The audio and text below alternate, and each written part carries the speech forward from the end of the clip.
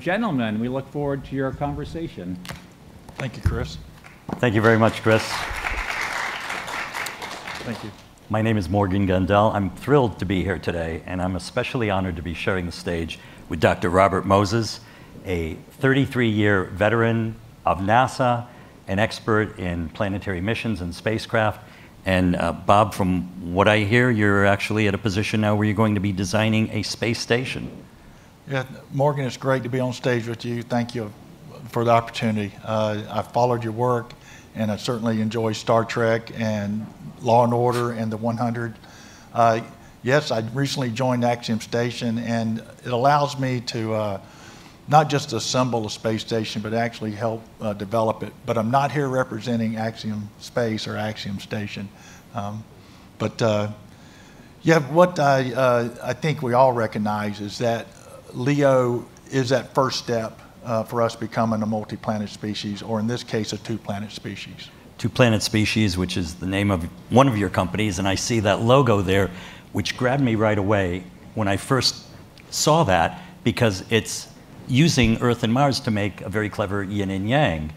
And the reason that interested me is because I am a mere science fiction writer. I mostly make up stuff. I try and weave in real science. For example, in The Inner Light, I base that around the very real idea of a sun going supernova and wiping out the entire solar system. And for those of you who remember some of these episodes, Star Trek Next Generation, episode called Starship Mine, that happened because I had read about ships, naval ships in His Majesty's naval service. In the 18th century, they would have to dry dock and scrape barnacles off the hull to make the ships go better. So I came up with the baryon suite. So it's some science woven in, but let's face it, I'm a sci-fi guy. But looking at that logo, the yin and yang, I now have a dot of real science on my side, working with Bob and others from NASA and elsewhere on this project that Chris mentioned that we'll talk a little more about. And now, Bob, you have a dot in your side. You're a hardcore science guy, but you have a dot in yours dealing with science fiction. And how are you using that to illuminate some of the realities of not just space travel, but living on different planets? Yeah, so I've got a book coming out, and hopefully by H2M next year, it'll be you can buy it, and I'll sign it. Wait a second, and there's the cover there. Yep, it's called the cover. Aurora. It's Aurora, and you can go ahead and click on that and the icon that's out there, and provide me your email address so I can email you a copy or let you know how that's coming along. But the intent of Aurora is to really show the breadcrumbs or how we become a two-planet species. I don't want to talk about multi-planet. Let's just do Mars first correctly. And so what I've done with Aurora is to show what those technologies will be in the future based on my 33 years at NASA and having been studying this even before I joined NASA on how we go from the wagon wheel to the first boot prints on Mars. So this book is Aurora is the first Martian. She's the first girl born on Mars, and it's about 30-some years in the future. And so we see how Mars would be through her eyes and what it's truly like to be Martian. And the breadcrumbs is, and we all know Star Trek, we all loved it, and we grew up on it. It just glossed over so much with the warp drive and so forth. So today, or going to Mars, as we heard this morning, there's no warp drive. I don't think there's a replicator, but there might be a tricorder because we all have smartphones. There's going to be a 3D printer if you don't mind waiting for it to make stuff. Yeah, but I'm not sure I'm going to eat anything from it. True.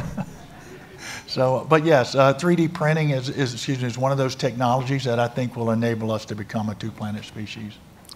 Well, and this is where we overlap, you know, in looking at how we're actually going to live, not just travel to Mars, but how we're going to live there. So I came up with this idea. It's called Habilith, a habitat filled with regolith. You see it there in the lower right corner behind me. And Bob and several other NASA scientists and I worked together on this. We were actually shortlisted for the most recent NASA Innovative Advanced Concepts grant.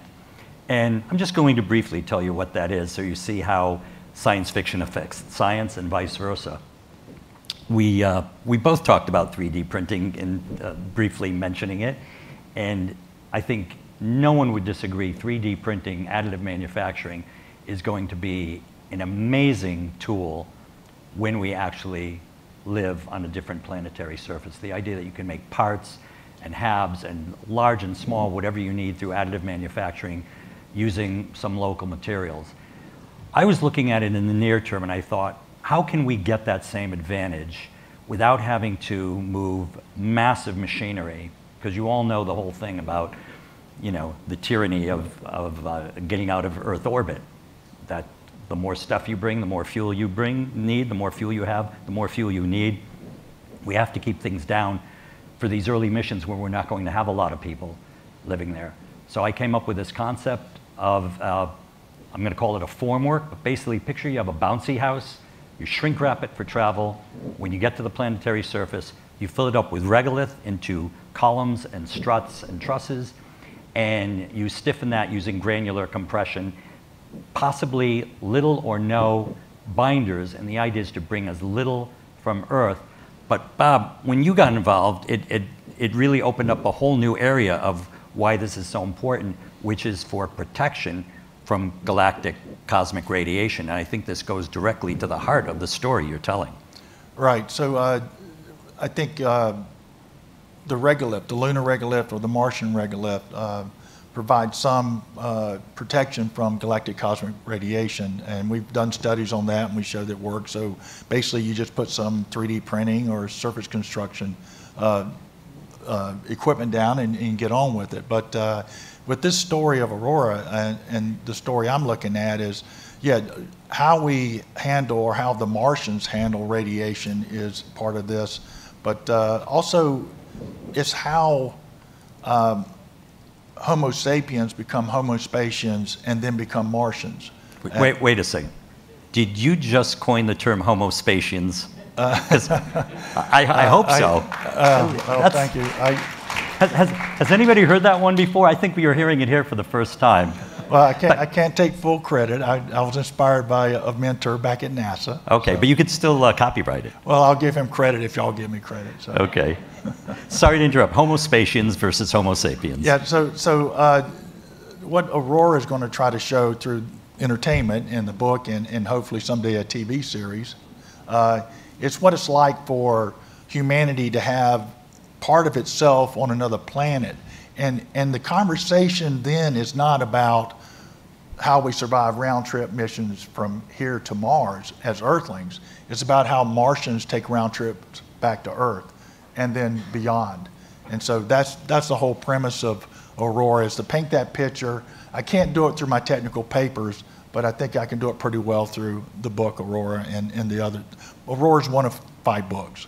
So. But you did just do a couple of papers talking about what we have to do, what we're going to have to do to acclimatize ourselves on other planetary surfaces? Well, I don't do all that, but I paint the picture for what I think a real Martian is going to be like. And so to that extent, yes.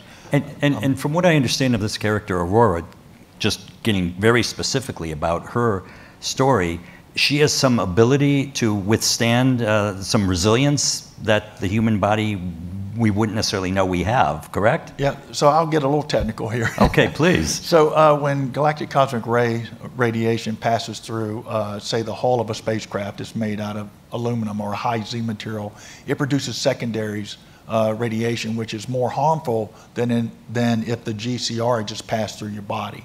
So I'm leveraging some of that. I'm also looking at how Martians, or Aurora in this case, having been on planet, being an adult there, having grown up, taking every breath on Mars, how she has a unique perspective on what it takes to live on Mars. And her DNA at that point may not be the exact same as the copy that went there in the first place in the bodies of Earthlings. I feel like this almost forces us a little bit to reassess a book and movie I know we all love, The Martian, which is because Mark Watney, Matt Damon's character, I think he cracks about being the first Martian, but basically he's using all Earth stuff. Am I right? He's using his ingenuity, but what he came there with, and I think you're talking about something totally different, that like I said earlier, it's not just traveling to another planet, it's how we live there and all the things we have to do to make that work, which is different than relying on Earth stuff. Right. So what I envision for two-planet species is not us somehow touting our success that we got Mark Waltney home alive. What I'm thinking a lot bigger than that, again, is that the real Martian is not an Earthling who's there. It's someone who has been born on Mars. They're the Martian, and they have truly had to solve far more problems than the ones Mark Waltney had to solve just to be able to have that ship come around. This is in placing civilization as we know it onto another planet and accepting the changes that will occur in that DNA and those genomes and those Homo sapiens who become Martians, and how that factors into us as a species. And it almost feels like we're going to need, I think I've heard you refer to it as kind of an improvisational approach. Right, so living off the land is a very big part of that, because as you said in the opening remarks, just trying to lift everything here from Earth is very difficult to set up the type of civilization or the ecosystem we need to be successful on Mars, or for children to be born on Mars and become Martians. Yeah, and I think that's another area of overlap. One of the ways I refer to the Habolith is as it being ultra-high ISRU, in situ resource utilization. And I've used the phrase living off the land because the idea is you're using as much of what you find there. Let me phrase it differently. You're building things as much out of what you find there as what you bring with you. And you're talking about people who are born there are going to have to get used to using what's around them, and can't call Amazon, say, hey, ship a spare part here. They're going to have to, and is this what you see happening? People will figure out actually how to make new things and repair things, right, and live like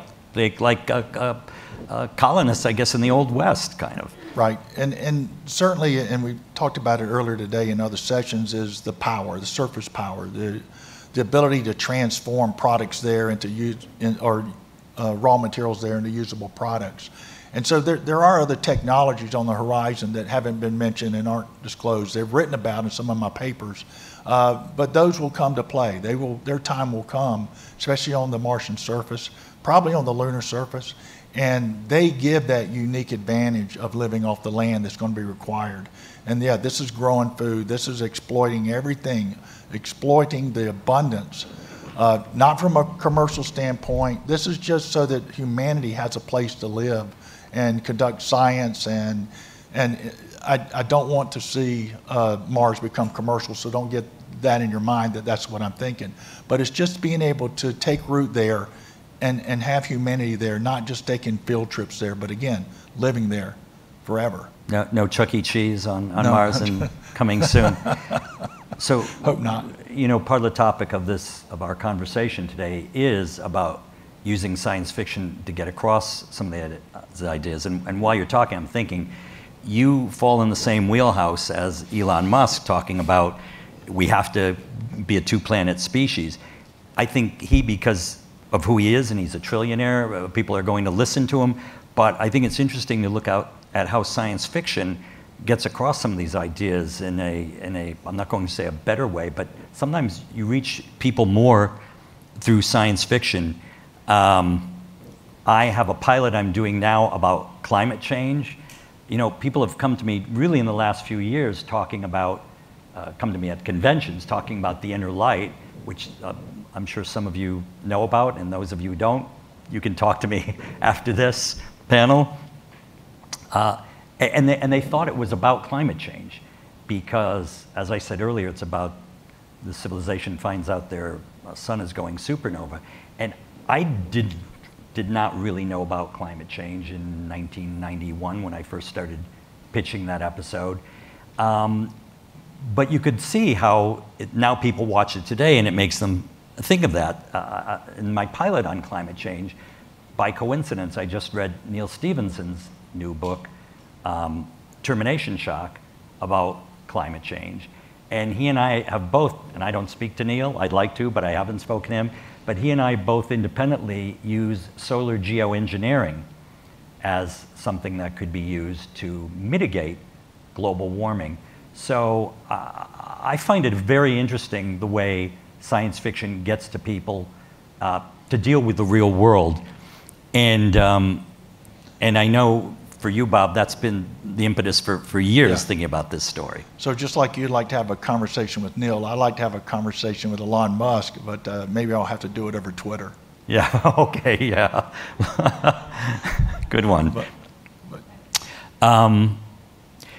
You know, the other thing is that I hear in what I'm talking about, what you're talking about, is the human factor. Bob and I have both independently revealed that we're huge Star Wars fans. Forgive me, Star Trek. And, you know, Star Wars, I think a lot of people think, well, it's barely sci-fi, it's swashbuckling kind of adventure. But what it has is it all pivots on relationships. There's galactic consequences for those relationships. In Star Wars, in Star Trek, it's more like, and I don't mean this at all as a put down, but it's more like an office relationship. It's looking at colleagues and how they interact. But in both cases, and people who have talked to me about Next Generation, Deep Space Nines that I've written, how it is so much about the human relationships. And I think that's one thing I'm hearing, that I love what I'm hearing about Aurora, that it really is so much about a personal relationship, making the story personal. And that human angle, I think you'll agree, Bob, is something we're going to have to see dealt with. It's not just getting to Mars. It's not even just staying on the Mars. How are those people going to get along with each other? How are they going to get along with Earth?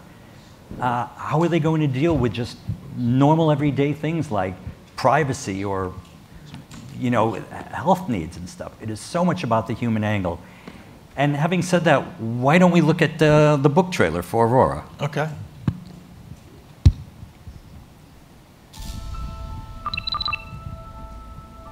Find her yet? No, she just took off right when the solar particle event forced a system reset. Shouldn't have mattered. No one should be out there in this radiation storm. Camera 41, please. What a troublemaker. Gets away with whatever she wants just because of who her parents are. Okay, she's not at the waste facility. Cameras 19 through 22, please. Hold on. I got a faint reading on her proximity sensor. Here's the coordinates. Find the nearest camera fast. There she is! Wait! No.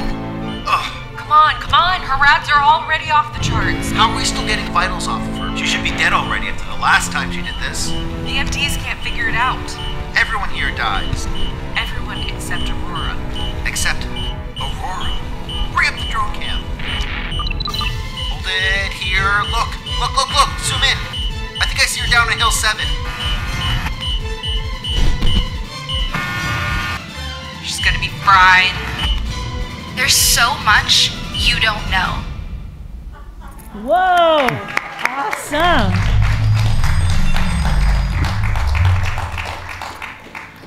Bob has been talking about this for a long time. I recall a former H2M where he was telling me about it, and I am so proud. Morgan is doing beautiful work, the recipient of the iGiant scholarship that is growing into something so much more. Gentlemen, the shepherd hook is here because it is lunch and folks are hungry. So let's give them a big round of applause. Hey, just want to say real quickly, I know we didn't have time for questions, but I love talking to people. Come out to the signing area. I'm going to be there autographing scripts. Bob's going to be with me talking to people. We'll be there now, and when you get back from lunch, hope to see many of you later. Thank you.